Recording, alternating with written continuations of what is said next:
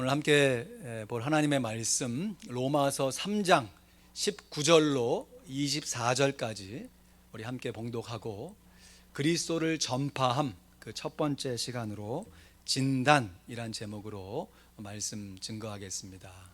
로마서 3장 19절로 24절 말씀입니다. 여러분 성경 다 찾으셔서 한 목소리로 봉독합니다. 로마서 3장 19절로 24절 말씀입니다. 시작. 우리가 알거니와 무릇 율법이 말하는 바는 율법 아래 있는 자들에게 말하는 것이니 이는 모든 입을 막고 온 세상으로 하나님의 심판 아래 있게 하려 함이니라. 그러므로 율법의 행위로 그의 앞에 의롭다 하심을 얻을 육체가 없나니 율법으로는 죄를 깨달음이니라. 이제는 율법 외에 하나님의 한 의가 나타났으니 율법과 선지자들에게 증거를 받은 것이라. 곧 예수 그리스도를 믿음으로 말미암아 모든 믿는 자에게 미치는 하나님의 의인이 차별이 없느니라. 모든 사람이 죄를 범하였음에 하나님의 영광에 이르지 못하더니 그리스도 예수 안에 있는 구속으로 말미암아 하나님의 은혜로 값없이 의롭다 하심을 얻은 자 되었느니라. 아멘. 최근에 병원 신방을 몇 차례 하게 되었는데요, 우리 회복 중인 우리 귀한 성도들에게 하나님의 큰 은혜와 평강이 그의 심령 가운데 가득 차길 우리 구주 예수 그리스도의 이름으로 축원드립니다. 아멘. 제가 의사는 아니지만요, 질병을 치료할 때 상식적으로 그 치료의 첫 시작이 되는 정확한 진단이 그 무엇보다 중요하죠. 그 치료의 과정, 결과도 중요하지만 그 첫 시작이 되는 올바른 진단요. 이건 병을 잘못 진단해서 오진으로 말미암아 생겨나는 문제는 이건 치료가 아니죠. 오히려 병을 더 악화시키는 의료 사고가 되어집니다. 그럼 우리가 계속해서 내비게이터 69절 지금 성경 암송대회를 준비하면서 열심히 암송하고 계실 텐데, 오늘부터는 파트 B 그리스도를 전파함이란 주제에 대해서 함께 나눕니다. 우리 B 파트는 포도가지 다락방 식구들이 그 기본 또 앞뒤 구절 중급 고급으로 암송을 하시게 되는데요, 전체적으로 어사인된 우리 주제와 다락방 이름을 한 번 더 살펴보면요, 우리 반석 다락방 식구들은 새로운 삶, 포도가지 다락방 식구들은 그리스도를 전파함, 은혜 다락방 식구들은 하나님을 의뢰함, 섬김 다락방 식구들은 그리스도 제자의 자격, 믿음 다락방 식구들은 그리스도를 닮아감. 이 모두 5가지의 주제에 이 6개의 소주제, 그러니까 12구절이 붙어지면서 5 곱하기 12해서 모두 69절로 구성되어 있는 암송 구절입니다. B파트 그리스도를 전파함이라는 주제는 한마디로 전도에 관한 성경 구절이죠. 저를 포함해서 대부분의 그리스도인들이 이 가장 약한 살이 이 증거, 전도의 살이에요. 이것은 뭐 저만의 얘기가 아니라 이 내비게이터 이 성경 69절이 그렇게 구성되어 있는 것입니다. 그래서 중심 되신 그리스도, 그리스도께 순종, 그래서 내 안에 계신 예수 그리스도와 주님께 순종하는 우리의 반복되는 생활이 지속할 수 있도록 말씀, 기도, 교제, 증거의 살이 균형 있게 나와야 되는데, 증거의 살이 대부분의 그리스도인들에게 부족하니까 파트 B에서는 그리스도를 전파함 이란 주제를 가지고 증거에 대한 권면을 하고 있는 것이에요. 여러분 주보를 좀 살펴보시면 6가지 이 그리스도를 전파함에 대한 소주제가 나와 있는데, 첫 번째가 모든 사람이 죄를 범함, 두 번째가 죄의 형벌, 세 번째가 그리스도가 형벌을 받음, 네 번째가 선행으로는 구원받지 못함, 다섯 번째가 그리스도를 모셔야 함, 마지막 여섯 번째는 구원의 확신으로 되어 있습니다. 여러분, 이거 우리가 몇 체 때 지금 주일 예배마다 반복해서 암송하는 구절이거든요. 오늘 B 파트만 좀 따로 이렇게 구분해 가지고 좀 빠른 속도로 한번 복습해 보겠습니다. 저와 함께 달려보시죠. 주보를 참고해 보시고요. 같이 한번 암송해 봅니다. 그리스도를 전파하면서 6가지 소주제 암송하고, 또 주소 얘기하고, 본문 얘기하고, 주소 얘기하고, 이런 식으로 해서 12구절을 한번 암송해 보겠습니다. 시작. 모든 사람이 죄를 범함. 로마서 3장 23절 말씀. 모든 사람이 죄를 범하였음에 하나님의 영광에 이르지 못하더니. 로마서 3장 23절 말씀. 이사야서 53장 6절 말씀. 우리는 다 양 같아서 그릇 행하여 각기 제 길로 갔거늘 여호와께서는 우리 무리의 죄악을 그에게 담당시키셨도다. 죄의 형벌. 로마서 6장 23절 말씀. 죄의 삭은 사망이요 하나님의 은사는 그리스도 예수 우리 주 안에 있는 영생이니라. 로마서 6장 23절 말씀. 히브리서 9장 27절 말씀. 한 번 죽는 것은 사람에게 정하신 것이요 그 후에는 심판이 있으리니. 히브리서 9장 23절 말씀. 그리스도가 형벌을 받음. 로마서 5장 8절 말씀. 우리가 아직 죄인 되었을 때 그리스도께서 우리를 위하여 죽으심으로 하나님께서 우리에게 대한 자기의 사랑을 확증하셨느니라. 로마서 5장 8절 말씀. 베드로전서 3장 18절 말씀. 그리스도께서도 한 번 죄를 위하여 죽으사 의인으로서 불의한 자를 대신하셨으니 이는 우리를 하나님 앞으로 인도하려 하심이라.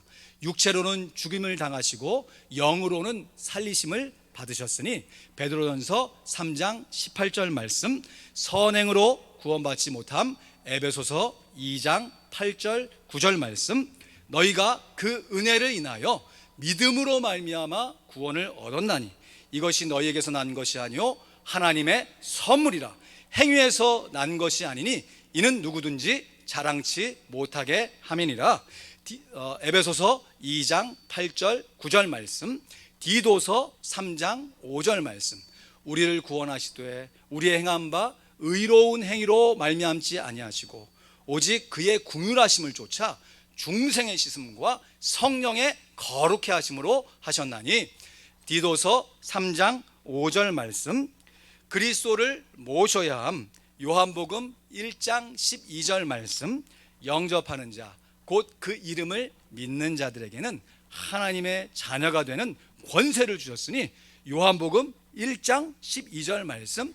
요한계시록 3장 20절 말씀.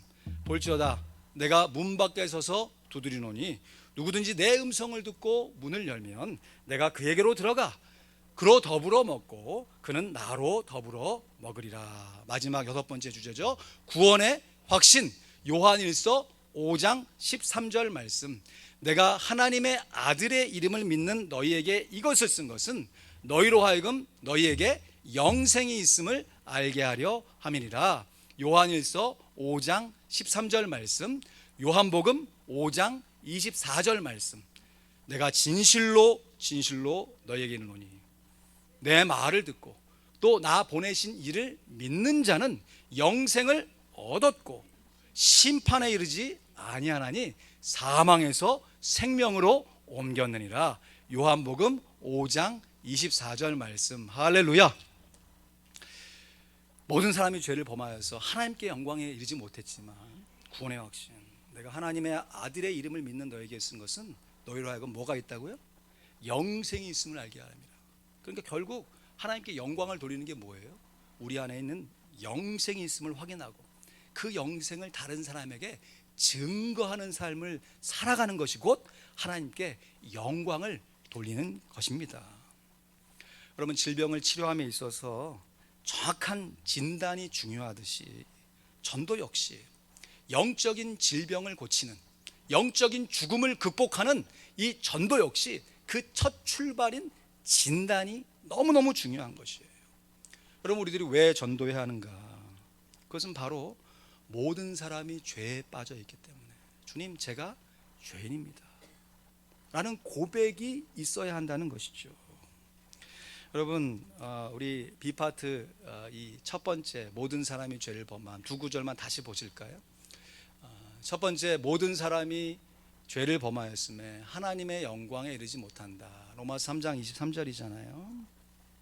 결국 사람이 죄인이기 때문에 하나님의 영광에는 자기의 힘으로 이룰 수가 없는 것이에요. 근데 왜 전도하는가?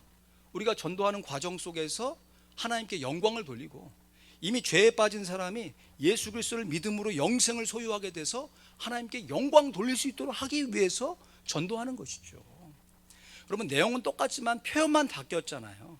구약 이사야 53장 6절 말씀에도 똑같은 주제 아닙니까? 우리 같이 읽을까요? 시작. 우리는 다 양 같아서 그릇 행하여 각기 제 길로 갔거늘 여호와께서는 우리 무리의 죄악을 그에게 담당시키셨도다. 아멘. 결국 우리의 인생이 한 번 살다가 죽게 돼서 일생이지만 우리의 인생은 반복된 과정의 연속인 것이죠. 우리가 지속해서 하나님께 영광을 돌릴 것인가, 아니면 하나님의 영광과 상관없는 삶을 지속 반복해서 살 것인가. 그 갈림길이 되는 것이 예수 그리스도의 복음인 것이에요. 그래서 우리의 인생이 과정인 것처럼 구원도 과정입니다. 내가 예수를 믿고 구원 받았는데 그 받은 구원의 확신이 예전엔 요만해. 그래서 누가 당신 진짜 구원 받았어? 라고 물어보면 내가 구원 받았나? 싶은데 우리의 반복되는 인생의 삶 속에서 그 구원의 확신이 견고해져 가는 것이에요. 이것이 구원의 과정입니다. 이러한 첫 출발이 되는 전도 역시요 과정이에요. 여러분, 전도합시다 해가지고 뭐 어떤 행사 프랜카드 걸고 온 사람 밖에 나가고 마켓에서 전도하는 것도 전도죠. 그러나 그건 전도의 하나의 행사 일부분이고 우리의 일생의 삶 전체가 전도하는 삶이 되어지는 것이에요. 그래서 기회가 되면 말로 전도해야 되고 평소에는 삶으로 전도해야 되는 것이죠. 여러분, 자녀들이 부모의 어깨 너머로 배우잖아요. 앞에서 이런저런 저도 잔소리 좋은 얘기라고 막 하지만 자녀들이 그때는 꾸벅꾸벅 듣는 것 같지만 다 흘려버리죠. 그런데 얘가 어떻게 이런 걸 기억하지? 싶은 거는 자녀들이 안 보는 것 같은데 이렇게 어깨 넘어 이렇게 보는 거예요. 여러분, 이거 앞에서 예수 믿지 않는 사람에게 전도하고 예수 믿으라고 하는 거 중요해요. 근데 정말 중요한 것은 우리가 전도인의 삶을 사는 것입니다. 이 수레바퀴의 4가지의 살 중에서 말씀, 기도, 교제하는 삶을 온전하게 감당하면서 실제로 전도하는 삶을 살아내는 것이에요. 그래서 뭐니 해도 균형이 최고예요. 왜냐하면 반복되는 인생 가운데 한 번 말씀 잘했다, 한 번 기도 잘했다, 한 번 교제 잘했다, 한 번 전도 잘했다가 아니라 이것이 우리의 일생 가운데 반복 지속적으로 계속해서 일어나야 하기 때문에 그렇죠.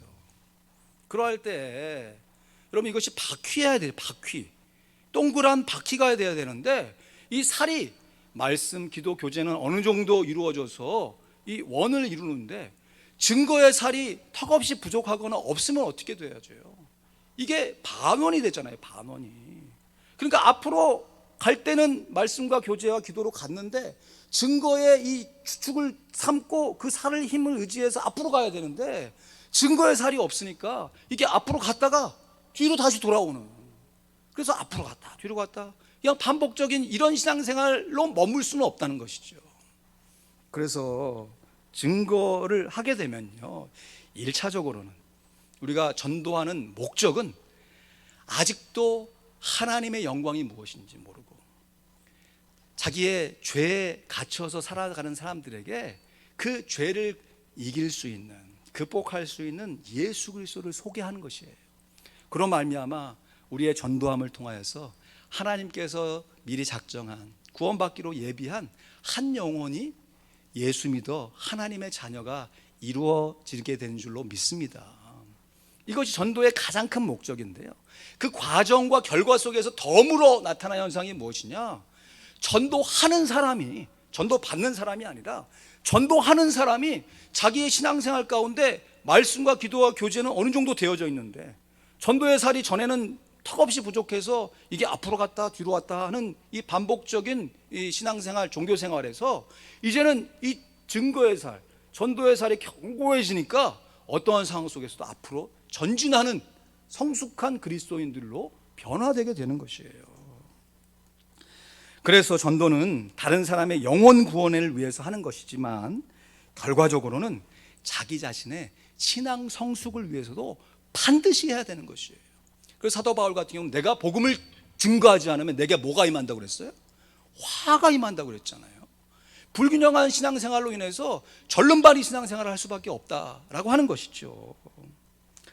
이러한 전도의 첫 시작, 그 정확한 진단은 바로 모든 사람이 죄를 범하였다는 것입니다.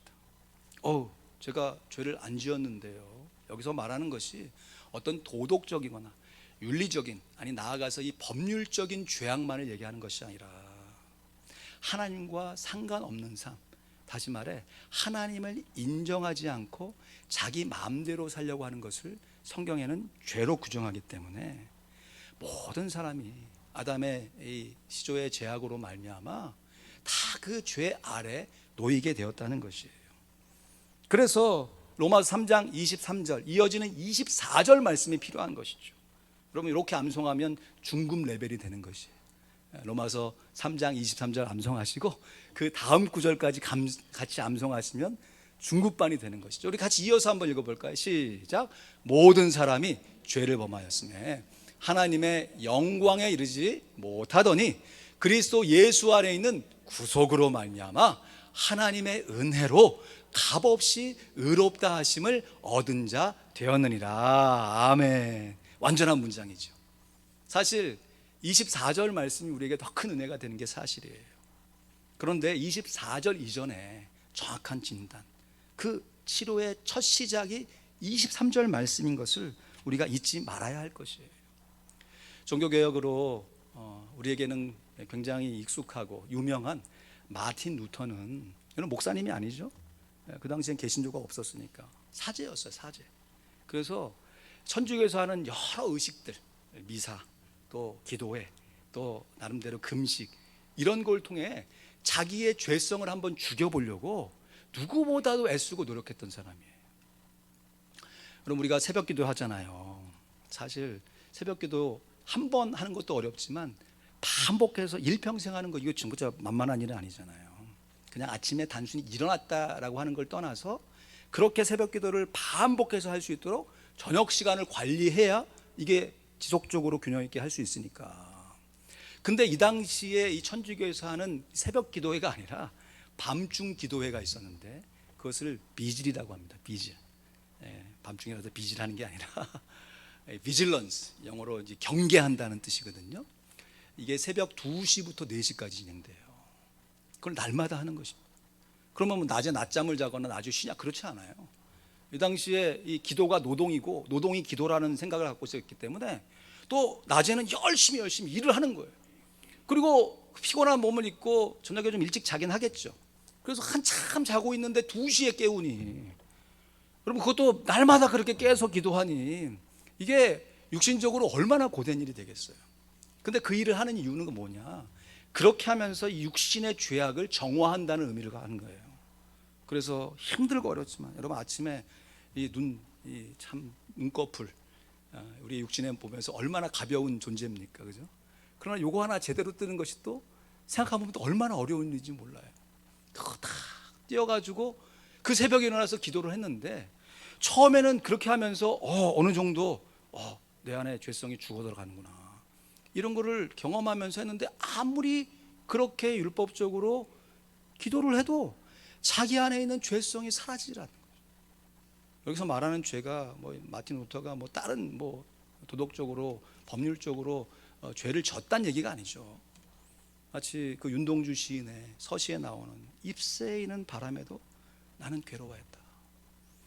정말 내가 주님 앞에 온전한 모습으로 서길 원하는데 그렇게 쓰면 쓸수록 내 안에 있는 죄가 더 드러나니까 이게 양쪽으로 막 어떻게 해결하지 못하니까 나중에는 이 루터가요, 역사의 기록에 보면 그가 섬기는 이 성당의 계단이요, 이 일반 사람들이 걸어가도 허걱대는 굉장히 높은 계단이 있었대요. 거기를 이 맨 무릎으로 기어 오르고 기어 내려오면서 기도를 했대요. 그래서 자기 자신을 죽이려고, 그 죄성을 한번 사라지게 해보려고 막 애를 썼다는 것이죠. 마치 사도 바울이 로마서 7장 24절 말씀에 보면요, 이렇게 고백해요. 오호라, 나는 공고한 사람이로다. 이 사망의 몸에서 누가 나를 건져내랴.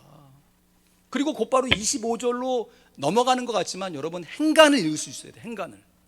24절과 25절 사이에 사도 바울이 다 담지 않았지만 그 행간을 읽을 수 있어야죠. 이 일로 인해서 사도 바울이 많이 고민하고 나름 율법적으로 노력하고 자기 자신의 죄성을 죽이려고 했는데도 안 되는 것이죠. 그런데 방법을 찾은 것이에요. 내 노력과 행위로는 안 되지만 25절 말씀을 같이 복음으로 같이 있습니다. 시작. 우리 주 예수 그리스도로 말미암아 하나님께 감사하리로다. 그런즉 내 자신이 마음으로는 하나님의 법을, 육신으로는 죄의 법을 섬기노라. 아멘.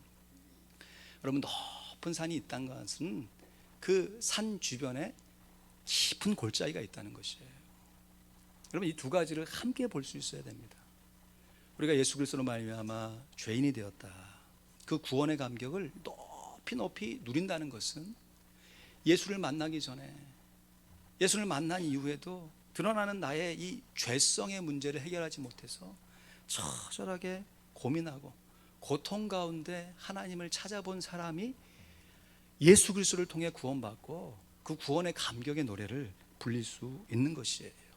그래서 쉽게 그냥 25절, 예수 믿으면 무조건 다 구원받아, 진리예요. 그런데 태도가 중요하다니까요.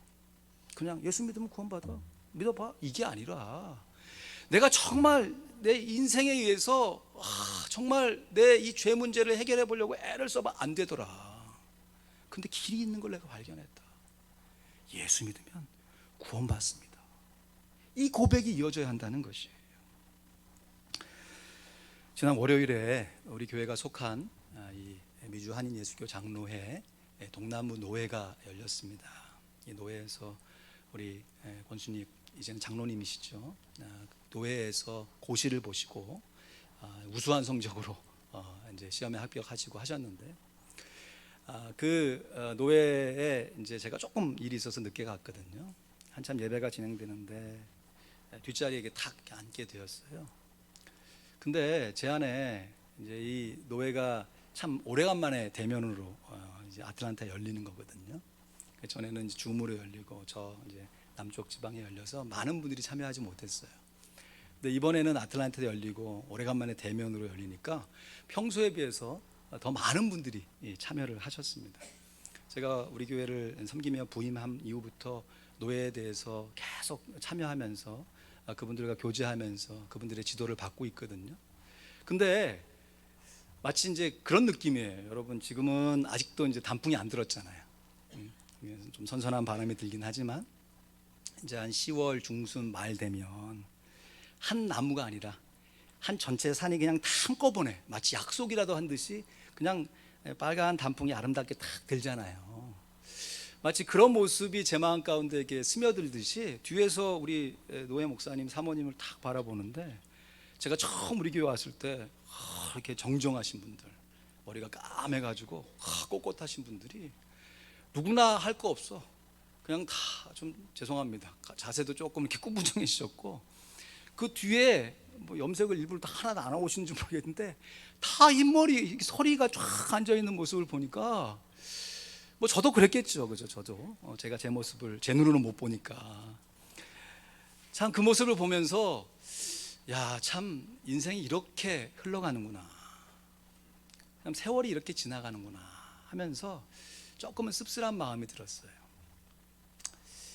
결국 우리의 인생은 결국 늙어가는구나. 그리고 그 정한 시간이 있으면 하나님의 부름을 받게 되는구나. 그럼 이건 저만 느끼는 게 아니죠. 세월의 흐름, 그러면서 인생의 덧없음을 노래하는 것이 이 세상 사람들의 모습이잖아요. 한 번 사는 인생, 뭐 젊어세 그래서 노세라는 말도 하고, 결국 뭐 이런저런 좀 살아봐야 다 인생 한 번 살게 된다라고 하는 것이죠. 그래서 이런 면에서만 보면 인생이 참 허무하기 그지 없습니다. 뭐 젊어서 뭐 이게 뭐 여러 가지 했다 하더라도 늙어가는 그 과정과 그 모습 속에서 물론 그 안에서 당당함이 있으시죠. 감사함이 있으시죠. 그러나 어쩔 수 없는 쇠약함을 피해갈 수가 없는 것이죠. 그러면서 우리가 공통적으로 이민자로서 느끼는 게 뭡니까? 우리가 다 인생의 어떤 큰 획을 긋고 살아가지만 이민의 획, 이게 굉장히 큰 획이잖아요. 마치 남자가 군대 가기 전과 군대 갔다 온 삶이 달라지는 것처럼 이민 오기 전에 한국의 삶과 이민 와서의 이 이민자의 삶이 크게 구분이 되잖아요. 그러면서 이민자 초창기에는 뭐 다 누구나 할 것 없이 뭐 투잡 트리잡 쓰신 분도 계시고 열심히 인생 살면서 뭐를 위해 애쓰신 거예요? 삶의 안정을 위해 애쓰신 거죠.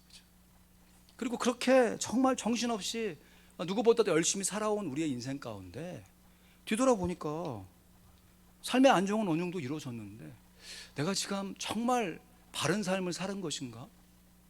그때 이런 선택을 안 하고 좀 다른 선택을 했었으면 내 안에 어떤 모습이 되어졌을까? 뭐 인생을 깊이 있게 후회한다기보단 저마다의 아쉬움을 갖고 살아가는 우리의 모습이 있잖아요.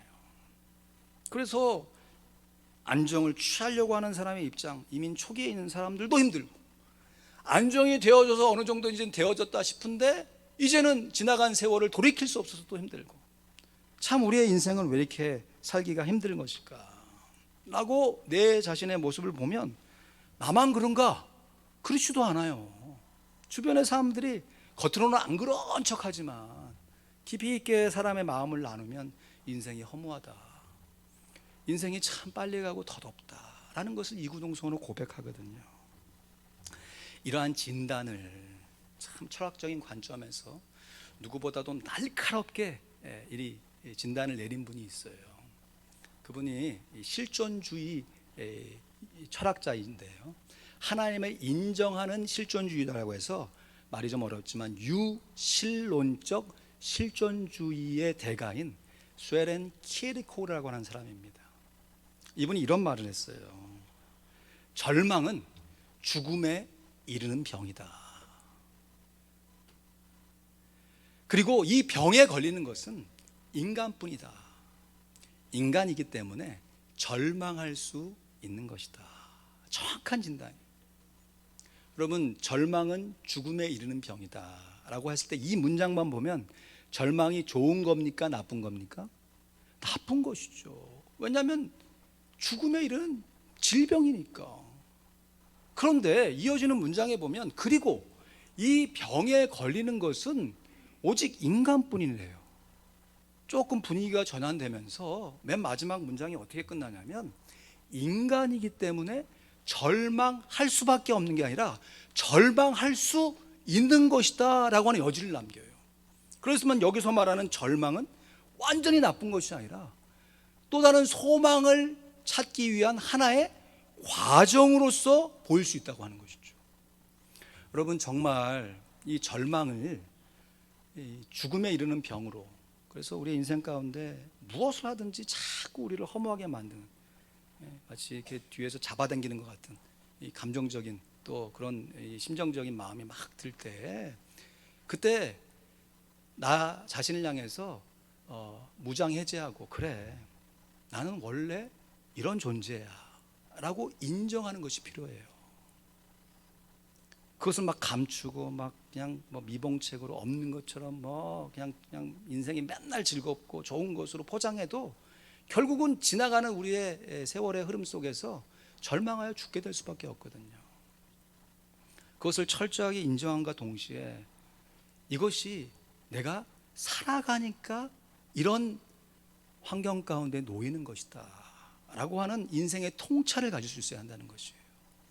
그리고 이러한 절망이 나에게만 있는 것이 아니라 모든 사람에게 임하는 거구나. 그러면 이 절망의 원인이 무엇인가? 성경에 얘기하잖아요. 모든 사람이 뭐를 범했음에?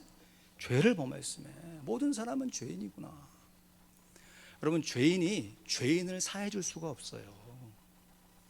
그래서 죄인은 죄인으로 죽을 수밖에 없습니다.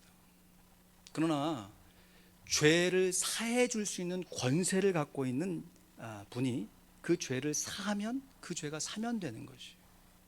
예를 들어 대통령이 8.15 광복이라든지 어떤 국가의 기념일 가운데 어떤 경제사범이라든지 정치사범들을 이렇게 특사해 주잖아요. 특별 사면해 준다는 거예요. 그건 대통령의 권한 때문에 그런 것이에요. 그 권한이 있기에 죄 사면이 가능한 것이죠.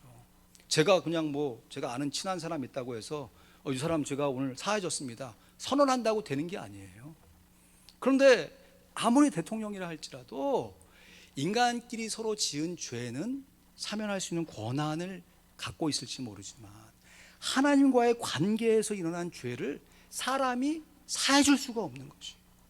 그래서 하나님이신 예수님이 우리의 육신의 모양을 입고 우리와 똑같은 모습 안에서 죽임을 당하신 것이죠. 그러나 예수님의 죽음이 죄인이기 때문에 십자가에 달려 처형당하신 것이 아니라 우리의 죄를 대신 짊어지시고 우리의 죄를 속해 주시기 위해, 대신 속해 주시기 위해, 대속하시기 위해 십자가에 달려 돌아가신 것입니다. 할렐루야. 근데 놀라운 것은 이 사실이요, 이 진리가 죄 가운데 있을 때 믿어지지가 않았어. 나하고 상관없는 일인 줄 알았어요. 그런데 정말 하나님의 특별한 은혜로 이 사실이 어느 순간 믿어지기 시작하는 거예요. 그리고 그 사실이 고맙게 느껴지는 것이에요. 그러면서 내 안에 예수님께서 보내신 성령님께서 역사하기 시작하시는 것입니다. 할렐루야. 그 삶을 통해서 우리가 예수님 안에 예수님을 닮아가면서 순종해야지, 오늘도 다잡고 또 그것을 실천하는 삶 가운데 전에는 모든 사람이 죄를 범해서 하나님의 영광에 이를 수가 없었어요. 그런데 이제는 예수 그리스도의 구속으로 말미암아 하나님의 은혜로 값없이 의롭다함을 얻은 자가 되어질 수 있는 것입니다. 이러한 사실에 대해서 우리가 깊이 있게 우리 자신의 모습을 진단하고 또 경제적으로 조금 편하고 또 어떤 세상적으로 조금 안정되고, 물론 그것도 나쁘지 않겠죠. 그러나 궁극적으로 인생은 절망 가운데 빠질 수밖에 없다라고 하는 이 사실을 인정하면서 또 어떻게 보면 죽음으로까지도 해결되지 않은 이 허무함, 이 부분을 극복하신 예수 그리스도를 우리가 먼저 믿고 우리가 담대하게 전파해야 될 줄로 믿습니다. 이 사실에 대해서 정말 일목요연하게 정말 시적인 언어로 만들어 놓은 복음성가가 있는데요, 제가 이번 수요기도회 때 찬양으로 올리길 원하는데 먼저 가사를 소개합니다. 그들은 모두 주가 필요해 라는 제목의 찬양인데요, 글자가 좀 작지만 제가 읽어드릴게요. 매일 스치는 사람들 내게 무엇을 원하나, 공허한 그 눈빛을 무엇으로 채우나, 모두 자기 고통과 두려움 가득, 감춰진 울음소리 주님 들으시네. 캄캄한 세상에서 빛으로 부름받아 잃어버린 자들과 나누라고 하시네. 주의 사랑으로만 사랑할 수 있네. 우리가 나눌 때 그들 알겠네. 그들은 모두 주가 필요해. 깨지고 상한 마음 주가 여시네. 그들은 모두 주가 필요해. 모두 알게 되리 사랑의 주님. 하나님께서 우리를 통해 일하심을 믿습니다. 그런데 하나님은 하나님의 사람을 통해 일하시기 전에 먼저 하나님의 사람 안에서 역사하십니다. 그래서 우리가 다른 사람에게 복음을 증거해서 하나님의 영광에 이르는 길을 제시하는 그 과정 속에서 우리가 하나님께 영광을 돌려드리게 되는 것이에요. 그래서 전도는 다른 사람의 영혼 구원을 위해서 하는 것이지만 그 과정과 결과적으로 살펴보게 되면 전도하는 그 당사자가 균형 잡힌 신앙생활로 하나님 앞에 영광을 돌리게 되는 것입니다. 다시 한번 권면드립니다. 반복되는 신앙생활 가운데 내 안에 구원의 감격이 사그러져 가고 있다면 여러분 진지하게 한번 진단하시고 점검해 보시죠. 내 안에 중심 되신 그리스도, 또 그로 말미암는 말씀과 기도의 교제에 살 만큼 내가 그 감격을 가지고 예수님의 복음을 증거하는 삶을 실제로 살고 있는가? 오히려 말씀과 기도 교제가 내 신앙생활에 걸림이 되고 그로 인해서 우리가 하나님의 말씀, 기도, 전도 이 부분에 대해서 새로운 마음을 갖지 못하게 한다면 오히려 거꾸로 복음 증거함에 새로운 마음가짐을 가지고 우리가 하고 있는 말씀 생활, 기도 생활, 교제 생활을 되돌아볼 수 있어야 하겠습니다. 오늘 본문 로마서 3장 23절 말씀, 기본적인 암송 구절이죠. 거기에 24절 말씀을 더하는 것이 중급이라면 22절 말씀부터 쭉 시작해서 24절까지 암송하시면 이게 고급, 완성하시는 것이에요. 이 세 구절 우리가 함께 같이 봉독합니다. 시작. 곧 예수 그리스도를 믿음으로 말미암아 모든 믿는 자에게 미치는 하나님의 의인이 차별이 없느니라. 모든 사람이 죄를 범하였음에 하나님의 영광에 이르지 못하더니 그리스도 예수 안에 있는 구속으로 말미암아 하나님의 은혜로 값없이 의롭다 하심을 얻은 자 되었느니라. 할렐루야. 이것은 내 노력으로 구원을 얻지 않고 예수님의 희생으로 내가 구원받았음을 오히려 감격하여 자랑스럽게 여길 뿐만 아니라 이제 나도 그 감격의 삶을 다른 사람에게 누릴 수 있도록 예수님의 증인의 삶을 살아가는 것입니다. 자신의 의로움을 과감하게 내어버리고 내 노력과 선행으로는 구원받을 수 없다라는 것을 철저하게 인정하시고 주님의 의로움을 덧입어 살아가는 새로운 삶, 덤으로 살아가는 우리의 일상생활 가운데 구원의 감격과 확신이 넘쳐나고 견고해지는 것입니다. 말씀을 맺습니다. 한 번 사는 인생입니다. 그러나 엄밀하게 말하면 한 번 죽는 인생이지 매일 살아가는 인생입니다. 매일 반복해서 살아가는 나의 삶 속에서 중심 되신 그리스도, 그리스도께 순종, 이 중심과 순종의 가운데 계신 예수 그리스도를 우리가 존귀히 여기며 살아갈 때 말씀과 기도와 교제, 특별히 우리에게 턱없이 부족한 이 전도의 살이 아름답게 균형을 이루어서 우리가 어디를 가든 누구를 만나든 무엇을 하든 균형 잡힌 신앙생활의 모습으로 하나님께 영광을 돌리며 특별히 복음을 증거함을 통하여 아직 죄에 빠진 사람들이 예수 그리스도를 믿고 우리와 더불어 신앙생활을 하게 되므로 하나님 앞에 영광을 많이 돌릴 수 있는 그런 일들 바라보며 증거하는 우리 모두가 될 수 있길 우리 구주 예수 그리스도의 이름으로 간절히 축원드립니다. 아멘. 기도하겠습니다.